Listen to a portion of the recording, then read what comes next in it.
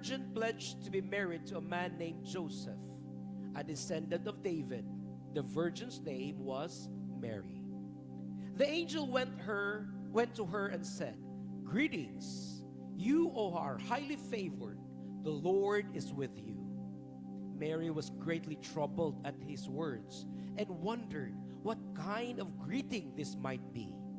But the angel said to her, "Do not be afraid, Mary. You have found favor with God. You will conceive and give birth to a son, and you are to call him Jesus. He will be great and will be called the Son of the Most High. The Lord God will give him the throne of his father David, and he will reign over Jacob's descendants forever. His kingdom will never end." "How will this be?" Mary asked the angel, "since I am a virgin?"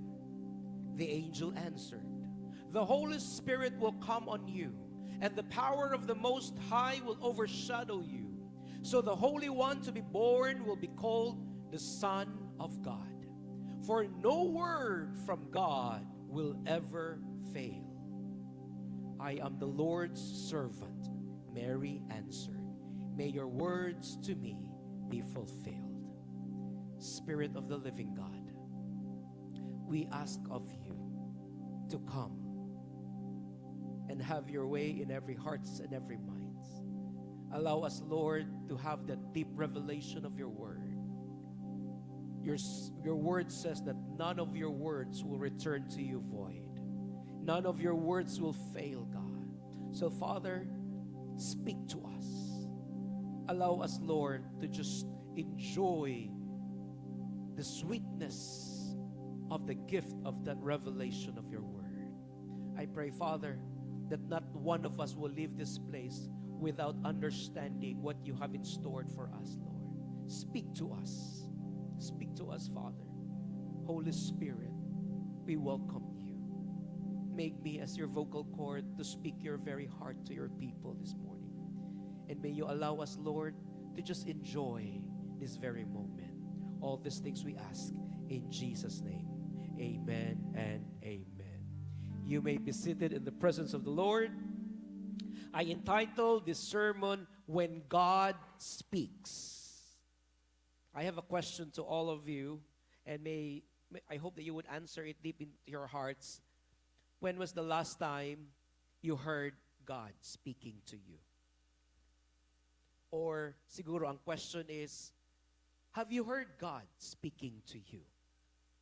Or another question is, will you be able to recognize when God is speaking to you? It is clear in the scripture that the moment we have Jesus in our lives, we become children of God. We are called the sons and daughters of God. And since we have a God that is not dead, who does not remain in the grave, we have a God that is alive. That means that our God speaks to us. The Bible tells us that my sheep knows my voice. So if you are truly a child of God, you will be able to hear the voice of God. Okay? So mungutana ka, "Pastor, unsaon man ako pagkadungog sa tingog sa Ginoo? Dili man ko maka-recognize sa tingog sa Ginoo." There are many ways God can speak to us. We cannot put God in a box that God can only speak in this form. No. He is God Almighty. He is sovereign over all things. He can work in different mysterious ways, even sa ato ang kinabuhi. So when He speaks in different forms. He speaks through your prayer. He speaks through the preaching of the Word. He speaks through the teaching of the Word. He can also speak through a friend. He can speak also through circumstances. He can also speak through the nature. He can speak in many ways. Pero kung dili man gani ka sure nga Ginoo ba to ang nag-istorya sa imuha, the best thing or the least that you could actually go into and have that assurance that God spoke to you is through the Bible. That's why it's very important to read the Bible. Because when you read the Bible, God is speaking to you. Nakipag-istorya ang Ginoo sa imuha. And so when you read the Bible, read it as if God, not is as if, you really read it that as God speaking to you. And so, this morning, I will be talking about when God speaks in the context of the story of the birth of Jesus. And God speaks through the life of Mary. You know what? In the evangelical world, or even in the Pentecostal world, dili kaayo ni ginawali si Mary. No? One time, we were in a caroling, ang mga youth nag-caroling, di alam ko musulti asat kinsa to siya nga tao, but we were in a caroling, and then after we sang the carol songs, ingon na siya, hala, pastor, mukanta po day mo about kang Mary, no?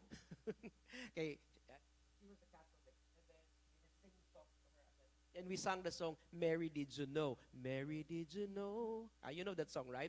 And we even sang that here in the church. And so, hala, pastor, mukanta din mo about kang Mary, no? And she was surprised. Because sometimes we have this kind of thinking ba nga, pag evangelical ka, pag Pentecostal ka, or Baptist ka, you don't talk about Mary. Well, Mary is found in the Bible. Mary is in the Bible. And I want to talk about the life of Mary and really learn from her life. How did she have that interaction with the angel, and how did she have that kanabitong experience with the Savior? And so this morning we will learn how Mary listened to the voice of God, and how did she responded to that voice. And so when God speaks, and we will learn from the life of Mary. You know what? One of the things that I like about the character of Mary in the Bible is this. Wala bilaing trabaho si Mary. The scripture is actually just telling that ang trabaho ra gyud ni Mary bitaw is unsa man. Iyahara yung giatiman si Jesus. Hangtod nga namatay si Jesus. Wala man gipakita diri nga Mary was going out there, nag-preach sa word, nagbuhat ng mga miracles. Si Mary nagbuhat ng mga ingani, daghang kay siyang gibuhat. Wala.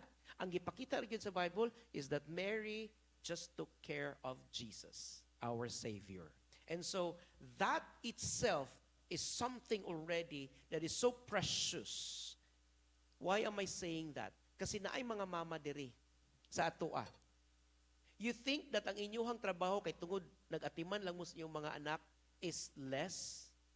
You think that it is not important just because you are taking care of your kids? Wala ka nagtrabaho, wala ka nagnegosyo, nag-atiman ra gyud ka sa imong anak, and you see yourself as something as wala kay ginabuhat. No.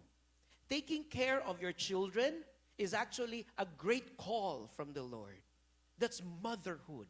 That's a call of motherhood. That's a call of parenting. So Mary has this call, the call of motherhood, the call of parenting, and to fulfill what God has prepared for the life of Mary. And so we go to the verse. In verse 26, it says, in the 6th month of Elizabeth's pregnancy, kinsa man ni si Elizabeth? Elizabeth is the wife of Zechariah. Who is Zechariah? Zechariah is the high priest at that time. No? Sa birth ni Jesus, si Zechariah is the high priest, and then Elizabeth is his wife. Kinsa man ni si Elizabeth? Elizabeth is the mother of John the Baptist. Okay? So, natagpi-tagpi na ninyo?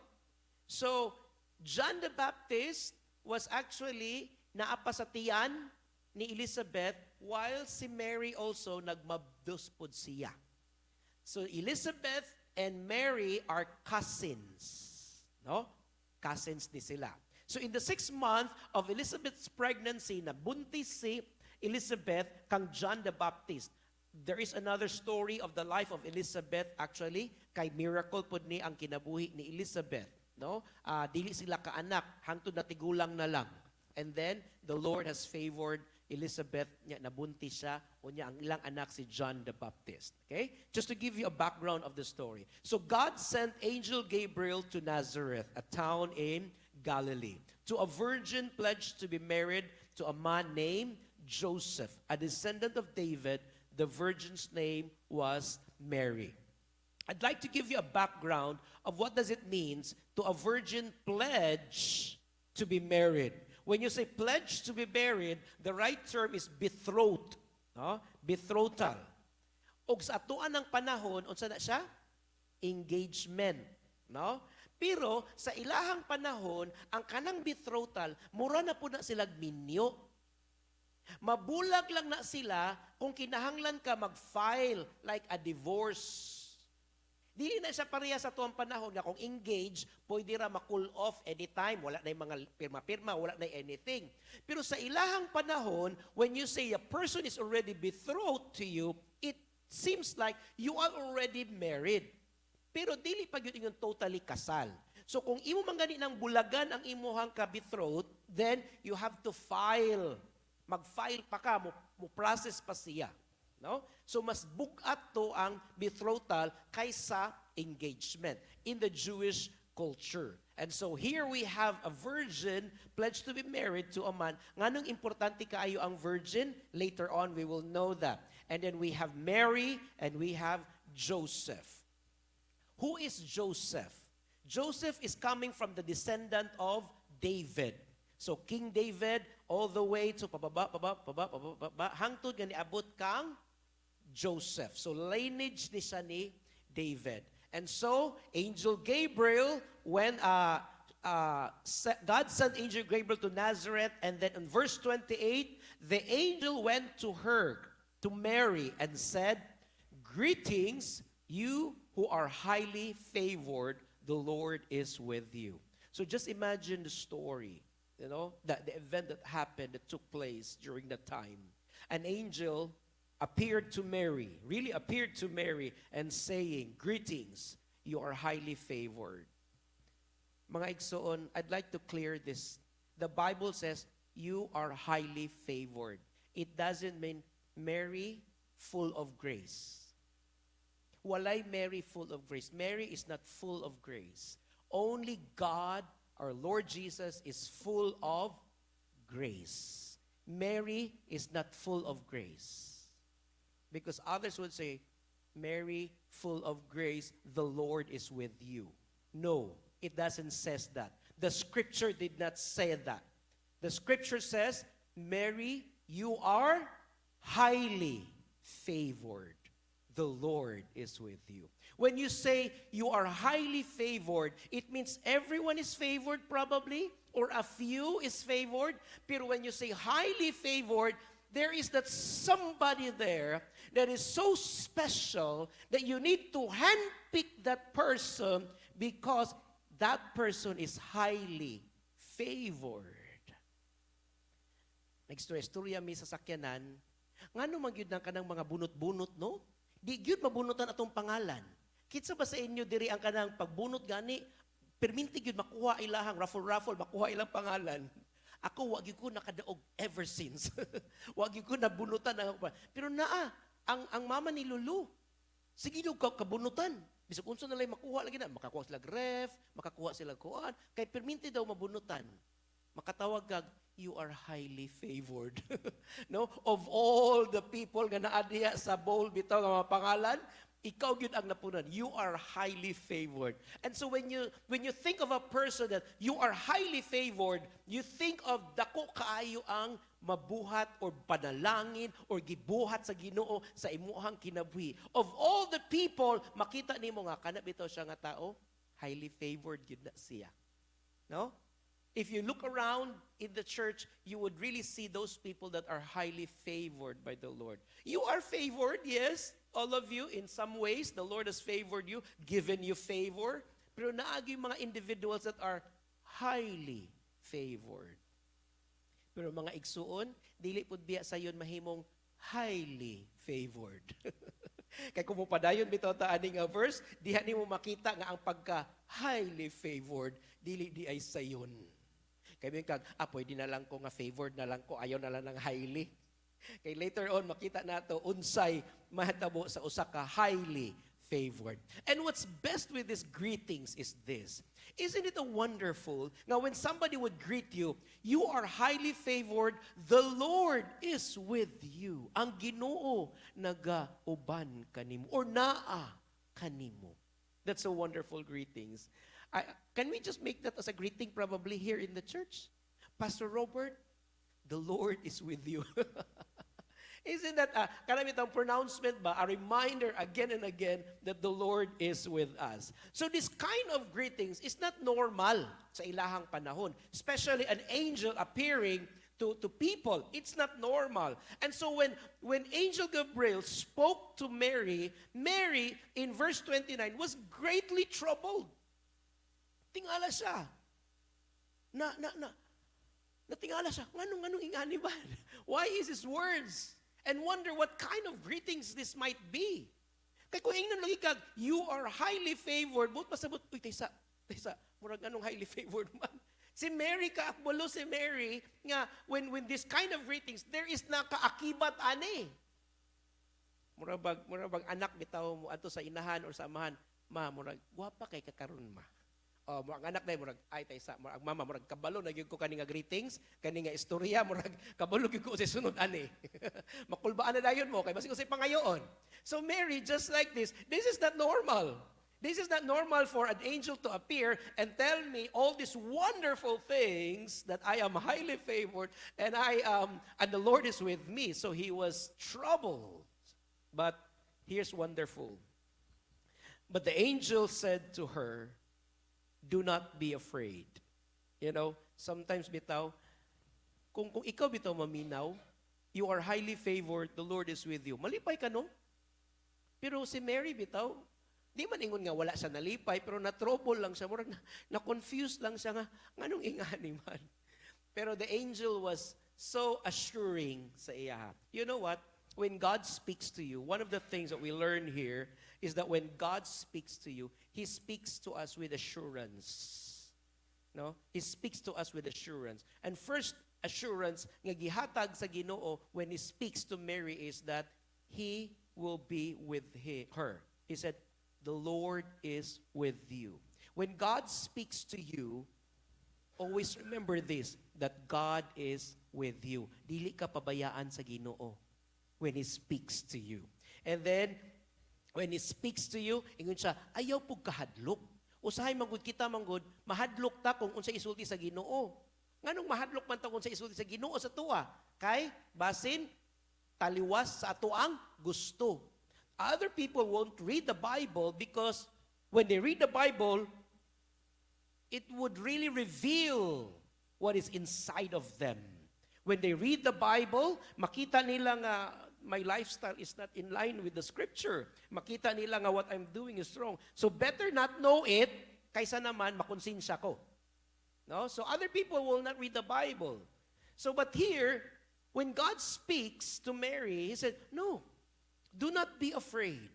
When I greet you, you are highly favored, the Lord is with you. Do not be afraid, Mary. Probably Mary already think ba nga, there's something about this kind of greetings, no?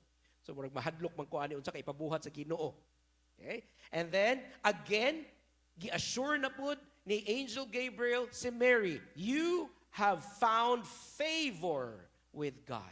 Mga igsoon, when you hear God, when you hear the word favor, the Bible tells us no eye have seen, no ears have heard, no mind has conceived what God has in store for you. When God favors you, He can change the system of this world. When God favors you, He will do everything in His power and sovereignty to do His will in your life. That's why one of the greatest prayer that you could ask to the Lord, Father, I ask for your favor. Dili man ko ka-worthy, Lord, nga imong tagaan og pabor, no? Pero Lord, mangayo ko sa imuhang pabor. May we have this kind of prayer asking God to find favor in us. And then, diri na dayon ang tinuod gyud nga message. Ang tinuod gyud nga rason nganong si Mary greeted by highly favored and the Lord is with you. Nga why? Because there is a task nga ihatag sa Ginoo kang Mary. In verse 31 it says, you will conceive and give birth to a son.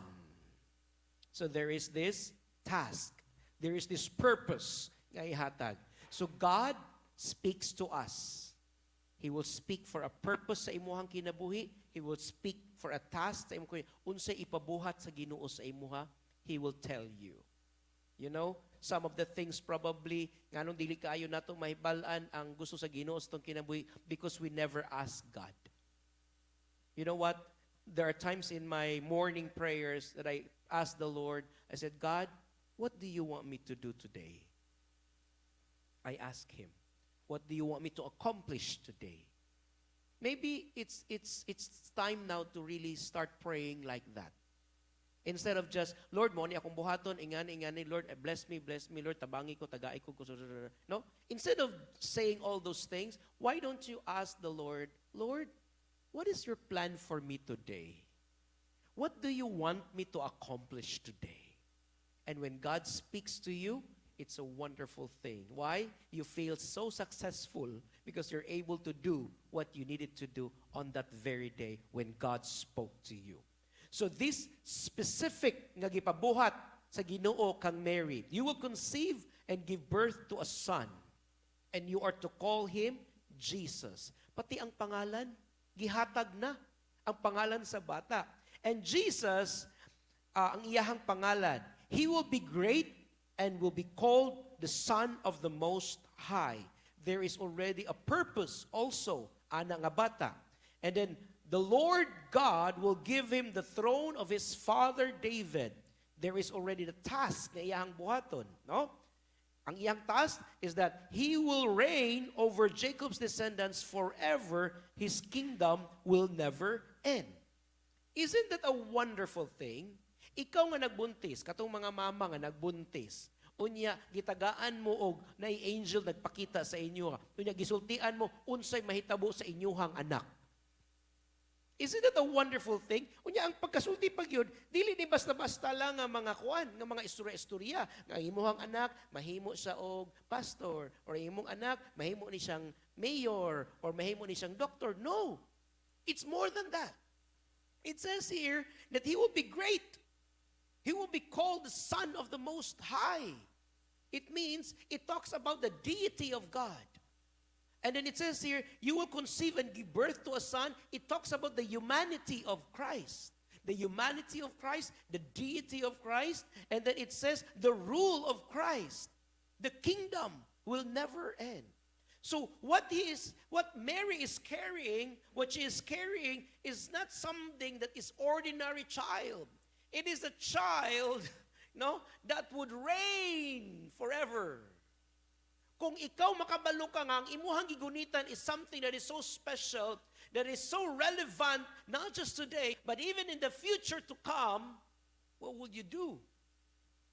Mahadlo ka. Lord, sa kadaghan-daghang tao, ako gyud imong ipili nga mugunit ani. No?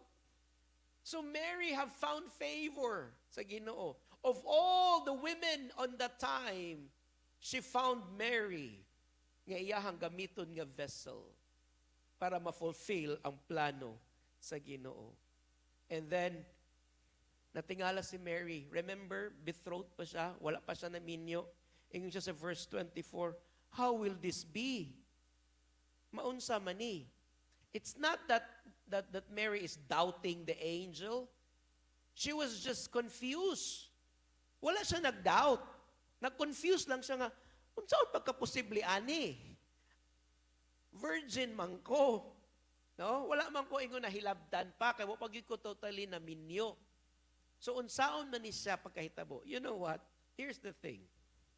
When God speaks to us, and then we listen to Him, there are times in our lives, we will be confused. Like, Lord, how will that happen? I remember in the year 1997, I was around 16 years old. I was in Baguio, and then some woman from Canada, you know, she's a missionary from Canada, and then she came to me. She gave me this kanang paper, and in that paper, it was written, Ed, God will use you mightily. You will be a great man of God. And when I read that, I was 16 years old, and I said, how will this be? What would it look like for me? I'm just 16 years old, no? 16 years old, nagsayo-sayo na ko dito, you know, I don't have any kanang view of what my future would look like. I didn't even dream or even think of becoming a pastor, no? I was 16, and then when I said, you will be, you will be great. God will use you mightily. You will become, And I said, how will this be? The same thing with Mary. No? How will this be? So Mary is thinking in a humanly thinking. But here, the angel is saying, God is sovereign. God is powerful. And He can do the impossible. And the angel answered Mary, ingon siya, the Holy Spirit will come on you. So it is the Holy Spirit will come on Mary. And the power of the Most High will overshadow you. So the Holy One to be born will be called the Son of God. Here's wonderful. When God speaks to you, He will tell you the details, no? Mauni ang mahitabo, mauni ingani. And then, if you think nga, how will this be? It's impossible. Ang nakanindot lang, when we cannot do it on our own, humanly, nga pagkabuhat, God's power will work in you. In this case, ingon si angel nga, don't be afraid. Yeah, it's impossible for you. But for God, nothing is impossible. The Holy Spirit, again, gisultian gihapon ni Angel Gabriel, unsay mahitabo. And this is one thing that you cannot do, that only God can do. You know what? You might be in a situation right now, mga igsuon, that you think that this is something that I cannot do on my own. But it is something that I need God to do it for me. Now, even in the life of Jesus, the birth of Jesus, it is not just human nga binuhatan, but it also involves the power of God. So that the humanity of God and the divinity of God is actually shown in the birth of Jesus. And then verse 37, it says, for no word from God will ever fail. Mga igsuon, whatever word that you receive from the Lord, I want you to hold on to that word. Why? Kay ang promise ni Lord will always be yes and amen. So guniti mga igsuon. Walay word nga gi-release ni God nga mahulog lang siya or dili siya matuman. Kundi everything nga iyahang gisulti matuman gyud na in accordance sa iyahang plano, mga igsuon. So I want you to hold on to that promise. Kaya ang birth ni Jesus actually, dugay naman kayo nag-prophesy thousands of years bago pa gyud siya na-fulfill. Kita pa kaha nga to ang kinabuhi 70 years lang or 80 years or kung musubra pa man gani 90 years. But again, I'd like to remind you that the word of God will never fail. And here's the response of Mary. Ingon siya nga, I am the Lord's servant. Can you say to yourself, I am the Lord's servant? I don't know unsa gipabuhat sa Ginoo sa imuha. I don't know kung unsa nga task ang gipabuhat sa Ginoo sa imuha. One thing I know for sure, that each one of us, we are favored by the Lord. We are called by the Lord. And you are tasked by God to do something for Him. And may we respond like Mary responded. I am the Lord's servant. May your word to me be fulfilled. You know what? When I said yes to the Lord for becoming a missionary, serving Him full-time, I said, God, my life is yours. You know my story, right? When I was 2 years old, ang akong mama, I'm about to die because of amoebiasis. And then, the doctor says, ayaw sa ipagawas sa hospital, but ipagawas ko sa akong mama, kay wanay kwarta, magawas na mi. And then, i-offer ko sa akong mama, Lord, I give you my son. Use him. Buhia lang siya. And so now, the Lord has used me. I was 16 years old. I am already serving the Lord in the mission field. I am already serving the Lord in the church. And until now, I am still serving the Lord. You know what? The moment I said yes to the Lord, because I also have to make my own decision in life. But when I said yes to the Lord, I said, God, I am your servant. Do as you please. I always say this every day in my life. Lord, do as you please. Do as you please. Again, at the end of the day, you and I We are all God's servants. May it remind us always that we have this obligation out of love, out of reverence, out of God's sovereignty that we tell Him, Lord, do as you please. May your words to me be fulfilled. Father, we thank you for your word this morning. Thank you for reminding us that you, O God, speaks to us. And that you are not a God who just